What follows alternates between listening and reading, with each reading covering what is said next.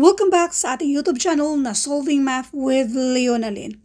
So ngayon dito na tayo sa number 4 at ito ay galing pa rin sa isa sa ating mga followers na pinupost ito sa isa sa FB groups na lagi nating tinatambayan. Statement: some boxes are chairs. No chairs is roads. All roads are tents. Conclusion. So, ano ibig sabihin nito? Dapat nasa given lang tayo.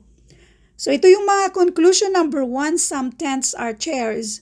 Some roads are boxes. No chairs are tents. And by the way, sa actual na exam, oras kasi ang kalaban nyo.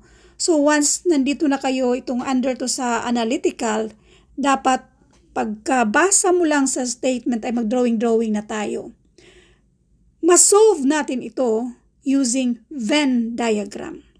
Some boxes are chairs. So, magsulat tayo ng boxes. Ipasok natin siya or ilagay natin siya sa circle.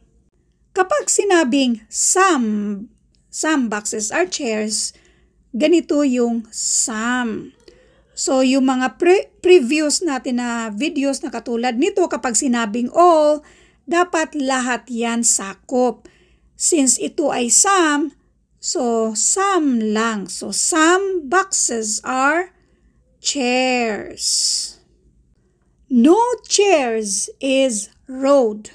So yan yung chair.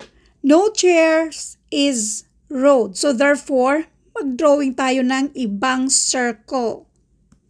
At ito ay yung no chairs is road. So, ito yung road at yan yung chair. Yung pangatlong statement dito, all roads are tents. Lahat daw ng roads are tents. So, sakop niya lahat ng roads. Now, focus na tayo sa mga conclusions. Conclusion number 1, some tents are chairs. Some tents daw are chairs. Magkahiwalay yan siya. So, hindi sila related. X natin yan. Eliminate natin yan. Next, yung some roads. Ito yung roads are boxes.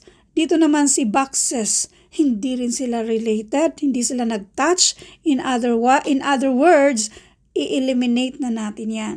Statement number 3. No chairs is tents. Asan yung chair? Ito yung chair natin.